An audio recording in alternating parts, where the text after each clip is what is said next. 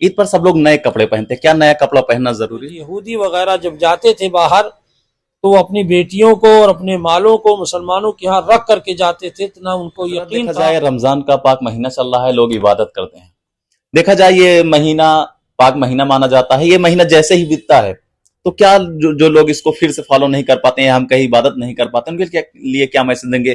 क्या यही एक ही महीना उनको इबादत करनी चाहिए या हमेशा दिल साफ रखना चाहिए, हमेशा अच्छा सोचना चाहिए? मैं हूं सरफराज और आप देख रहे हैं आपका सुल्तानपुर यूपी न्यूज। अभी हमारे साथ मौलाना मोहम्मद उस्मान साहब मौजूद हैं। देखा जाए रमजान का पाक महीना चल रहा है, ये इबादत का महीना होता है, सब लोग रोजा रखते हैं। इसी बीच हमारे साथ मौलाना साहब मौजूद हैं। साहब सबसे पहले रमजान का पाक महीना चल रहा है, इस पे क्या कहेंगे? हमारा पाक महीना चल रहा है, हमारे नबी ने इसकी बड़ी अहमियत बतलाई है और आपने इस महीने के शुरू होने से पहले अपने साथियों को बुला करके कहा कि तुम्हारे पास एक महीना आ रहा है जो बड़ा महीना है, बरकत वाला महीना है। इसमें रोज़ा फ़र्ज किया गया है सारे मुसलमानों पर, और ये रोज़ा सिर्फ इसी उम्मत पर नहीं बल्कि इससे पहली उम्मतों पर भी रोज़ा फ़र्ज किया गया था। कम और ज़्यादा हुआ है, लेकिन हमारी जो शरीयत है इसमें 30 दिन या 29 दिन का रोज़ा होता है।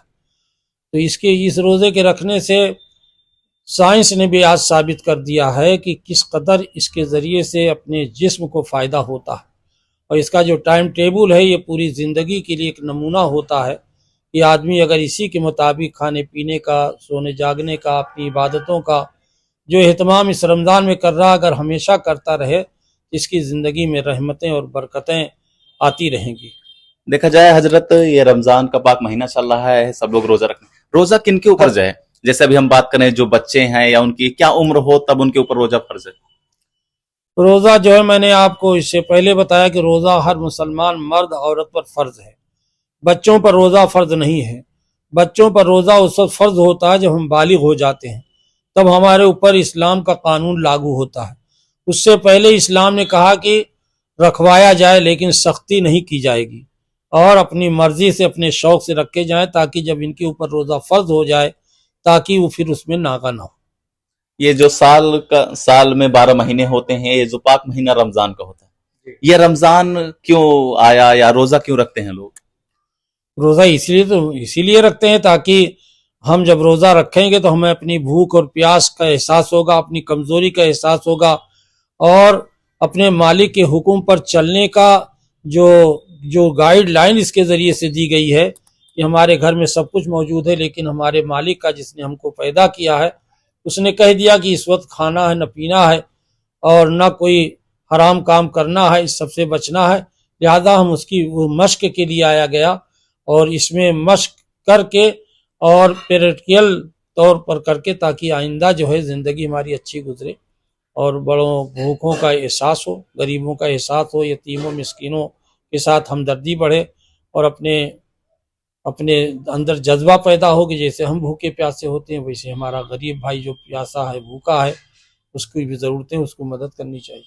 देखा जाए जब रमजान खत्म होता है, ईद आती है, नया कपड़ा पहनना ज़रूरी नहीं, लेकिन हमारे नबी ने ये बात बयान फरमाई कि जो तुम्हारे पास सबसे बेहतर कपड़ा हो उसको ईद के दिन पहनो, क्योंकि मजमा है, जिस मजमे में जाना है पूरे शहर के लोग इकट्ठा होते हैं।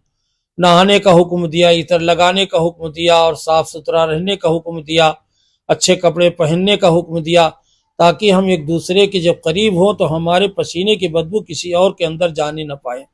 इसी वजह से अच्छा कपड़ा है, नहाना है, धोना है, सुरमा लगाना है, इतर लगाना है, इस शान के साथ ईदगाह जाने का हुक्म दिया गया। जो लोग रोजा रखते हैं, आज का जो जमाना है हजरत, आप भी देख रहे हैं, सुन रहे होंगे, कुछ लोग ऐसे भी हैं जो रोजा रखते हैं लेकिन दिल से नहीं रखते हैं। कहीं ना कहीं जिस तरह अगर उनको दिन गुजारना है तो फोन चला के गुजारते हैं और सो करके गुजारते हैं, तो उनके लिए क्या पैगाम देंगे आप? असल में रोज़ा सिर्फ खाने पीने से रुकने का नाम नहीं है। रोज़ा जो है निगाह का भी है, ज़ुबान का भी है, दिल का भी है, सोच का भी है और फिक्र का है। हर एतबार से रोज़ा हर चीज़ का रखना ज़रूरी करार दिया गया है। एक आदमी रोज़ा रखे और दूसरों को देखता रहे, गैर महरमों को, तो ये मना किया गया। और बुराई भलाई करता रहे, सिनेमा देखता रहे, टीवी देखता रहे, मोबाइल चलाता रहे, इसकी सख्त तरीन इस्लाम ने मना किया है, इस पर सख्ती से मना किया है।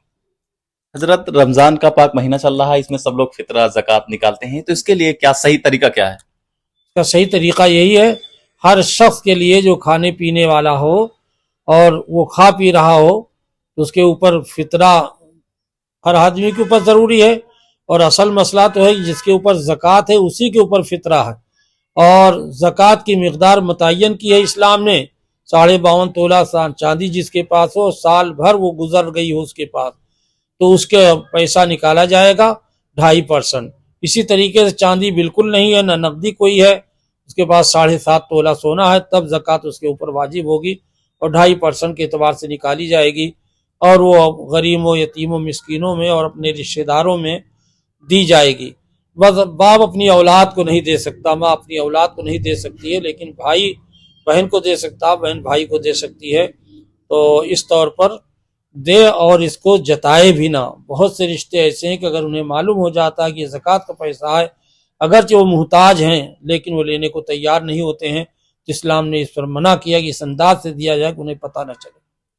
حضرت دیکھا جائے رمضان کا پاک مہینہ چل رہا ہے، لوگ عبادت کرتے ہیں، دیکھا جائے یہ مہینہ پاک مہینہ مانا جاتا ہے، یہ مہینہ جیسے ہی بیتتا ہے تو کیا جو لوگ اس کو پھر سے فالو نہیں کر پاتے ہیں، ہم کہیں عبادت نہیں کر پاتے، ان کے لیے کیا میسج دیں گے؟